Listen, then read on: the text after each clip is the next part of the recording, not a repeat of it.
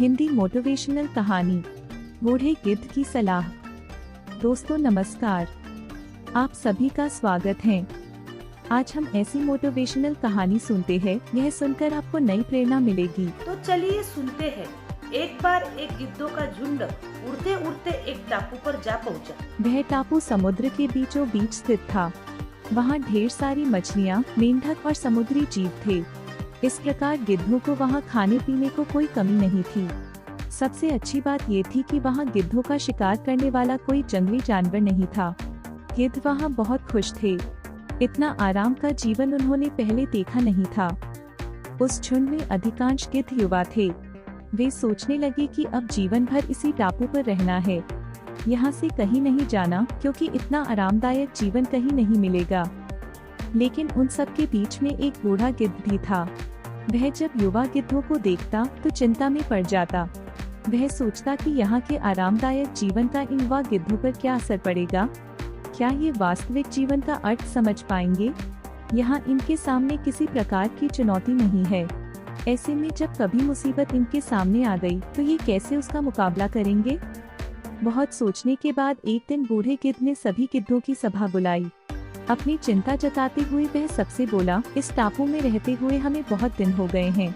मेरे विचार से अब हमें वापस उसी जंगल में चलना चाहिए जहाँ से हम आए हैं। यहाँ हम बिना चुनौती का जीवन जी रहे हैं। ऐसे में हम कभी भी मुसीबत के लिए तैयार नहीं हो पाएंगे।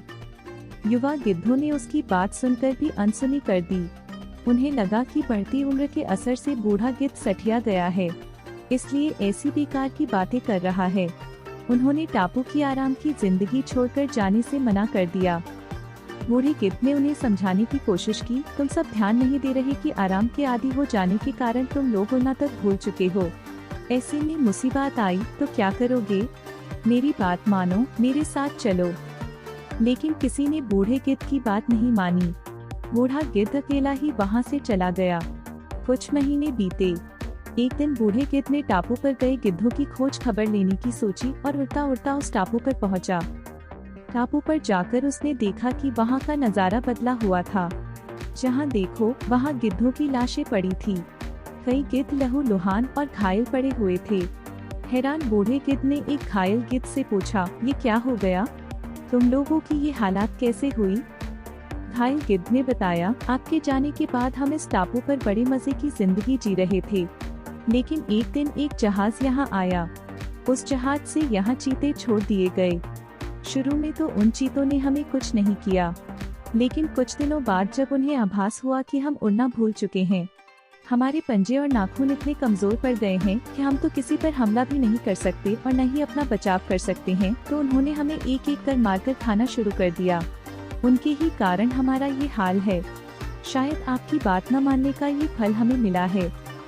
दोस्तों, अक्सर कंफर्ट जोन में जाने के बाद उससे बाहर आ पाना मुश्किल होता है। ऐसे में चुनौतियां आने पर उसका सामना कर पाना आसान नहीं होता। इसलिए कभी भी कंफर्ट जोन में जाकर खुश न हो जाएं।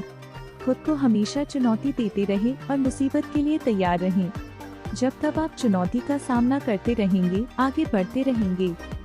दोस्तों, आशा है आपको यह कहानी सुनकर निश्चित ही प्रेरणा मिली हो। तो अपने दोस्तों को शेयर करें, लाइक, कमेंट और सब्सक्राइब करना ना भूलें, ताकि रोज आने वाली एक नई आशा की किरण सबसे पहले आप तक पहुंच पाए। धन्यवाद।